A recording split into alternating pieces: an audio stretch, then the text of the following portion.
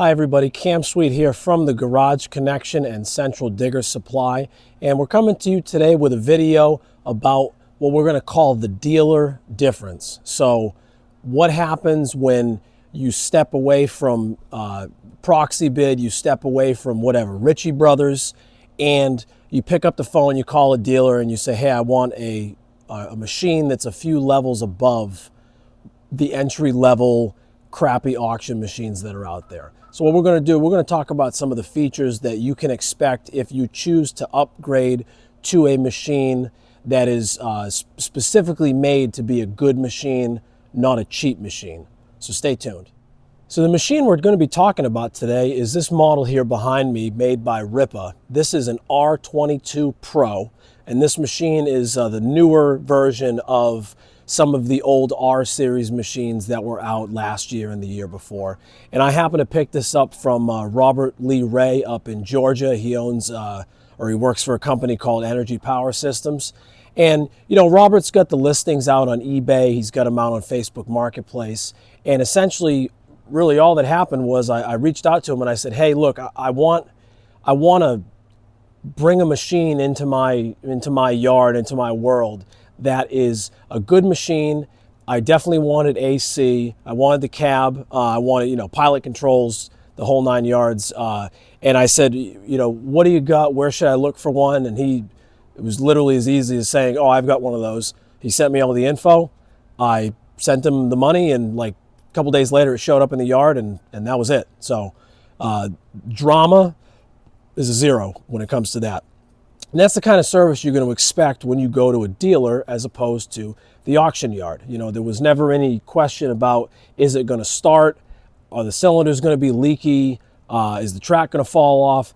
There's none of those issues, because you just pick the phone up and you say, hey man, this is broke. And they go, oh, okay. And they just get you a new part.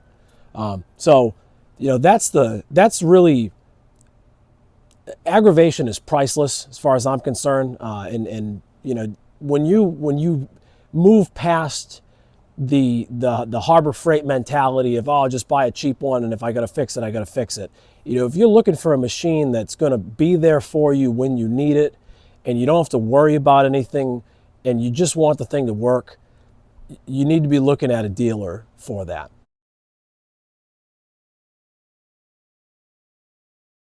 So we're going to talk about this machine in more detail. We're going to take a look at some of its features, and we're going to compare it to one of the auction machines that you find out there in most of the auction sites, that little QK18 over there.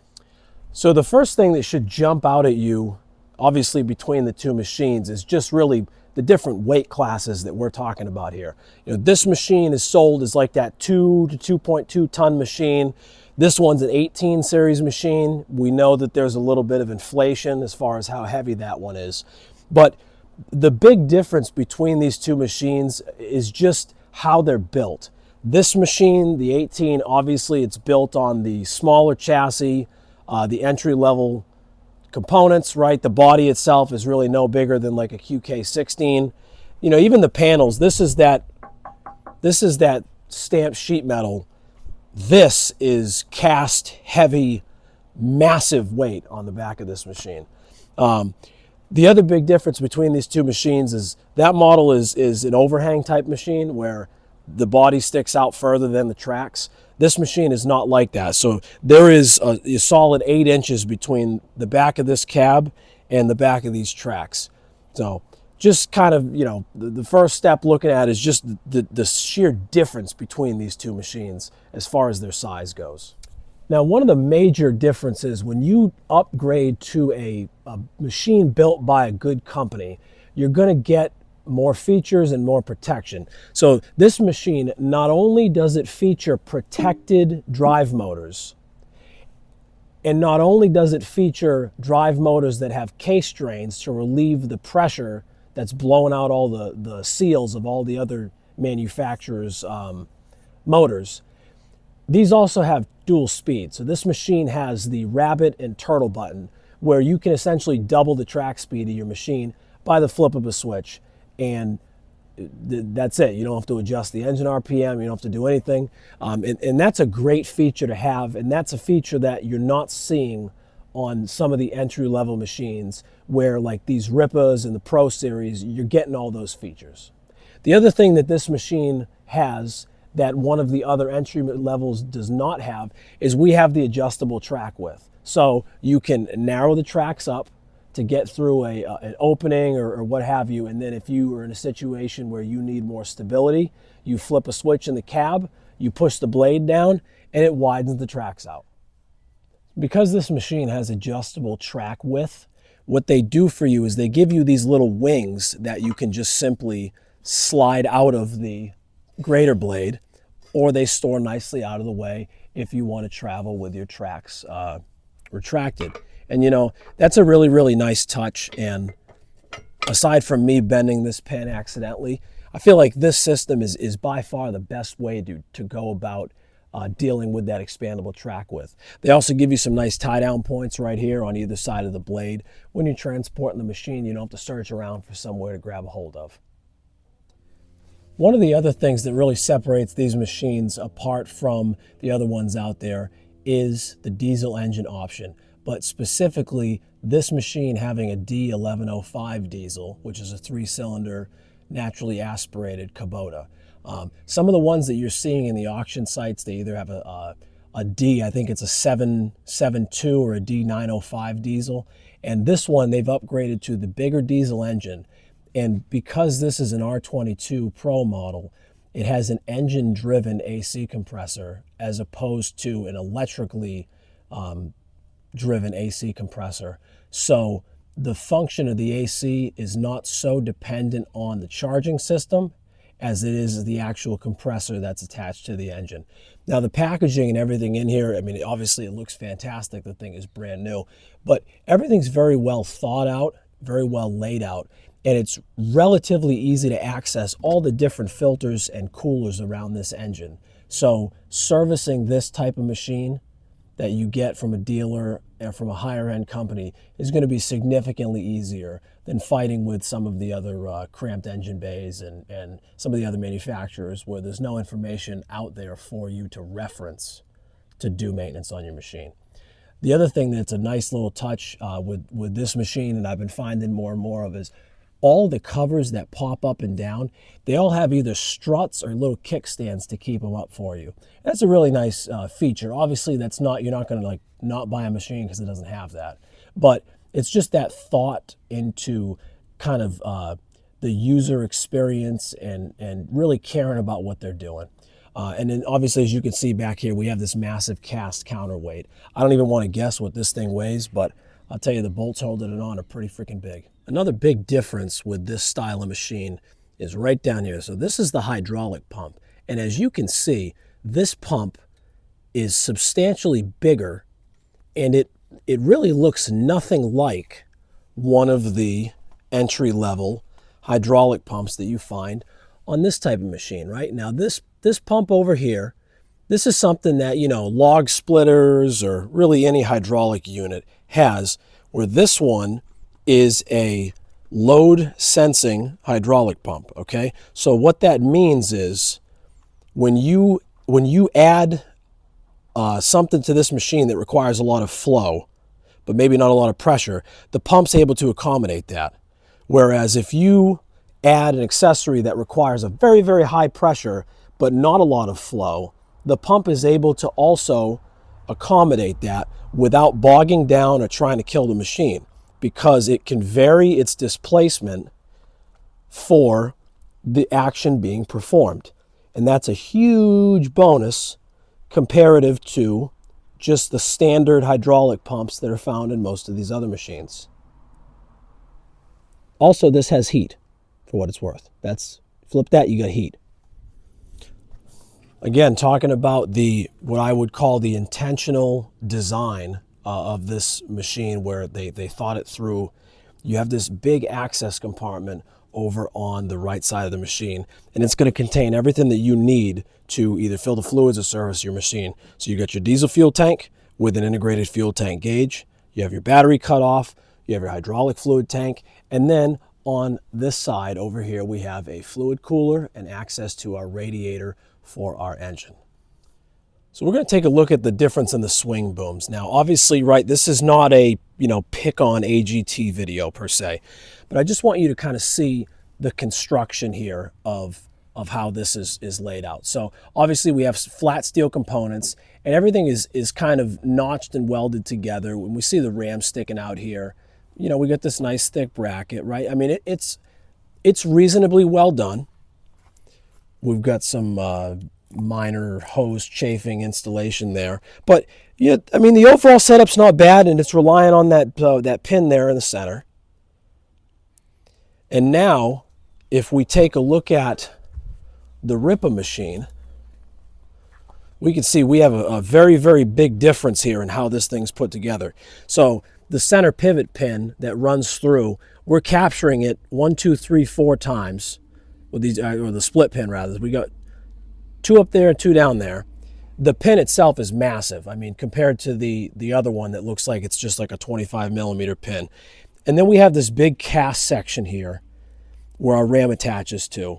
And all the routing of the hoses and stuff like that, I mean, you can see it's much more kind of elegant and well laid out. And this machine, once the hoses get up here, they transition into hard lines and run most of the way up the boom. Another nice feature of this type of machine is the cylinder protection that is provided from the factory. So we have these cylinder guards that are installed here on the top cylinder and on this bottom cylinder here. And what they do is, as you expand and contract the cylinders, they slide up and down and they stop anything from hitting and damaging the chrome section of your hydraulic cylinders. And that's a very nice touch. It's something that they don't necessarily have to do, but they do it because it is the right thing to do. Also, this machine has a hydraulic quick connect.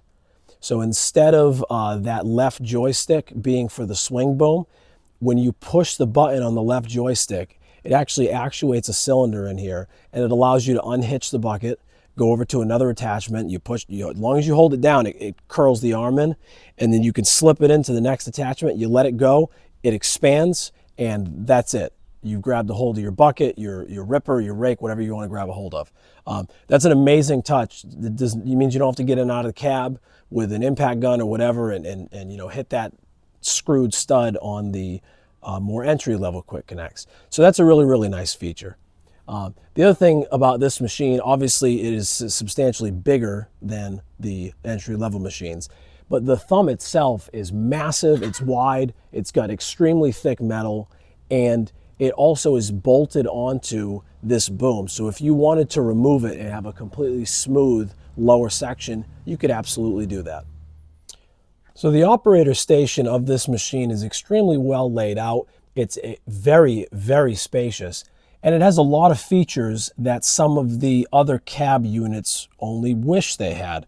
So we're going to go over a few of them right now. The first one is the floor pedal assembly here. So what we have is we have a hydraulic actuator or a hydraulic lever here on the floor, and this is going to be for your swing boom. So left goes left, right goes right, and if you flip the pedal down, it's like a lockout or a footrest if you want to go with that too. So that's a very nice feature. Then we have the tracking levers right here. And if you notice, these tracking levers, they don't have a mile of play in them. They're very, very tight, very, very nicely made, and they're substantially thicker than some of the other machines. And then they have the foot pedal assemblies here. So if you wanted to be able to drive with your feet or not, you can do that. These big levers are removable. So if you only wanted to have these foot pedals, you could absolutely do that. Now on the other side, we have the hydraulic thumb. Same thing applies, right? You push one way, you're going to curl the thumb, you're going to retract the thumb, or you have a lockout so you don't accidentally actuate it. The air conditioning unit is located alongside your right leg. We have multiple speeds here and a temperature thing integrated with a cup holder. And this thing absolutely kicks, all right? Florida, yes, I know it's January, but Florida heat is no match, okay? And you got a little circulator fan in the back there just in case that's not enough. So over on the right side, we have the pilot control over here. That's going to be for your grader blade, which is nice so you're not fumbling around with your feet. and then your start-stop switch over there, and you also have an information center for your diesel engine. On this side, on your left-hand side, we have this pilot control. Same exact feature as the Miva VA15P, where you rock this down and it turns the pilots on. So over here, obviously, we got that momentary push button that releases the quick connect. And we have our rocker switches for our lights, our adjustable chassis. This is your 2-speed Rabbit Turtle. And then you have the windshield wiper. And these armrests are all adjustable. And coming around the backside, this is your engine throttle right here. So you're not accidentally going to hit it while you're operating the machine. Now, one of the common complaints with a cab unit is people being unable to see what they're doing. And I know they do a decent job of trying to give you a full field of view. But let's face it, sometimes you have to either lean out of the cab or you're going to yell at the guy you're working with. And that's not really going to work in one of the other cab units. This machine has a fantastic feature that I absolutely love. And it's sort of like a little garage door. So all you're going to do on either side of these two handles, there's these little safeties. You actually pull the window back and you open it up like a garage door. And now you're able to see anything you want to see, talk with whoever you want to talk to, and you're not going to be in danger of busting the window. Now, if that wasn't enough, this lower window also is just slid in here. So if you wanted to, you could pull this out and you would have full open access to the front of the machine to be able to do whatever you needed to maybe, you know, check clearance on something, whatever you want to do. This is available to you.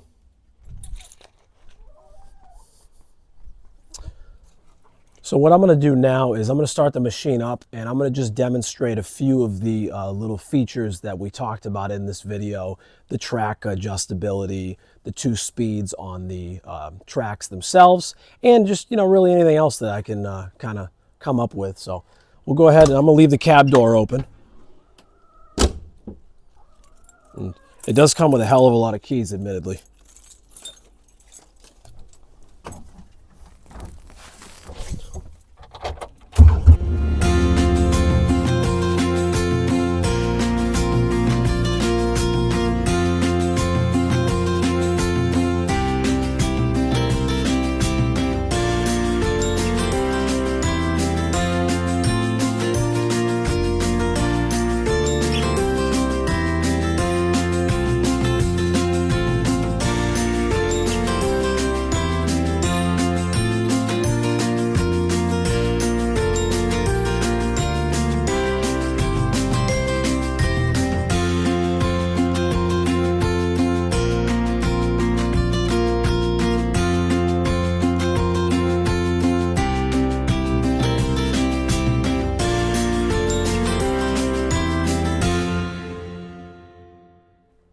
The other thing I wanted to do is demonstrate really how high this thing will reach. A lot of people ask, you know, what's the overall reach of the machine compared to one of the entry-level machines? And I can tell you that that QK18 will dig exactly the same depth as like a QH12. There's really no improvements.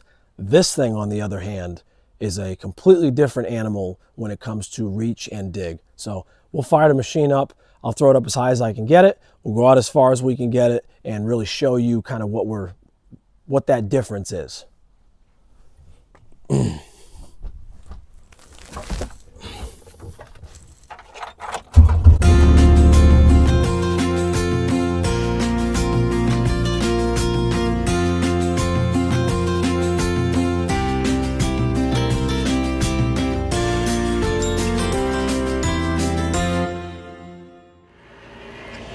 The other big difference with, you know, when you upgrade to a really a professional level machine is the accessories that you're going to have to deal with. So right here I have an auger off of one of like the auction units. And you know, this happens to be the biggest auger that you can buy, but I mean it's reasonably thick.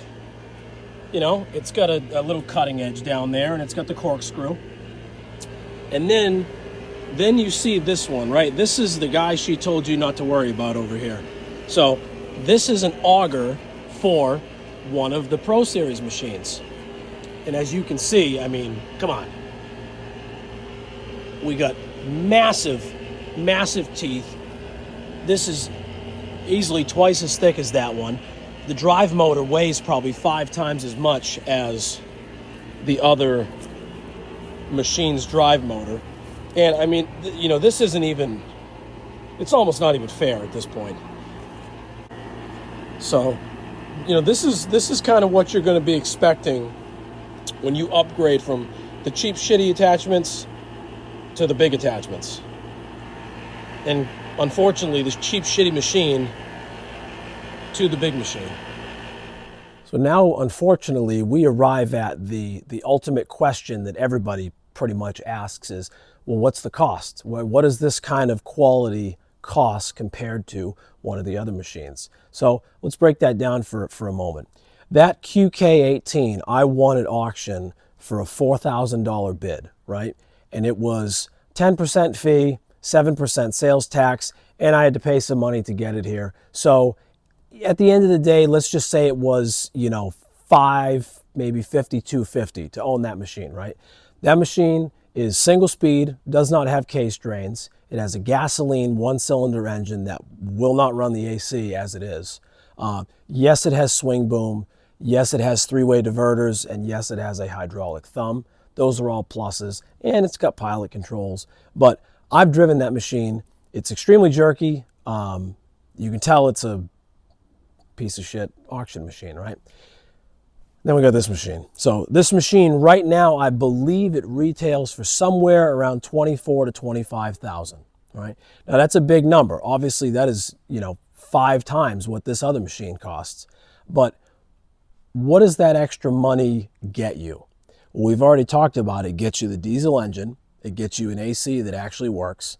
It gets you a fully functional cab that's well thought out, well designed, and well equipped for you to have an enjoyable experience in. It gets you easy access to all the tanks. It gets you all the different features of the machine. And the biggest one, it gets you the ability to pick the phone up, to call Robert or call whoever your dealer is and say, hey, this part broke. Can you get me a new one? Yes, and that's it. There's no, the drama goes away. Now, I know obviously that most of you guys out there, if you're bidding $3,000 at an auction and you win a machine and you're excited about that, I know that this is probably not in your wheelhouse, right? If you're not a serious user of these machines or you're just doing backyard projects, you're not going to go out and spend 24, 25 grand on a Rippa machine, right? It's just not going to happen. But maybe you'll opt for the 1-ton version they have. Maybe you'll opt for the new Rippa, I think it's an R10 Pro, with a diesel engine, with adjustable tracks, with case drains, and with that service and that warranty and the parts availability. And I think one of those costs you right around 10 grand. So you can kind of see how you take a small step above the auction units and you're rewarded with all these different features and thorough engineering, thoughtful engineering, and the ability to link up with somebody if you have an issue. In my head, that's worth it all day long. I'm really getting frustrated with just the lack of quality in the auction machines.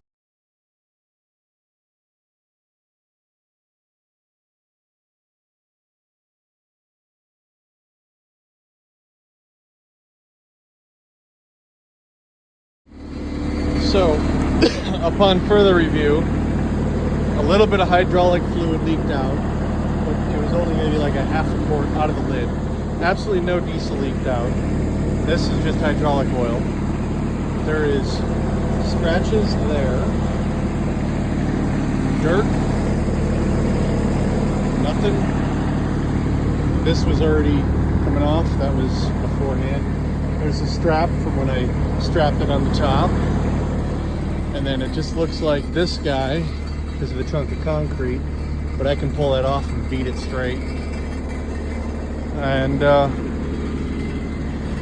that's it. Nothing else is wrong with the thing at all. This is just grease. It's nothing. Yeah. I hope this video helps you out with making a decision to upgrade to a better machine, or maybe if you're also frustrated with the auctions and it's driving you nuts that these things are all crap. Maybe it makes you think, hey, let me reach out to that dealer. Let me see what he can offer me that may be significantly more rewarding in the long run. All right. So for now, that's going to do it. Cam Sweet here from the Garage Connection and Central Digger Supply, wishing everybody a happy new year, and please stay on those projects.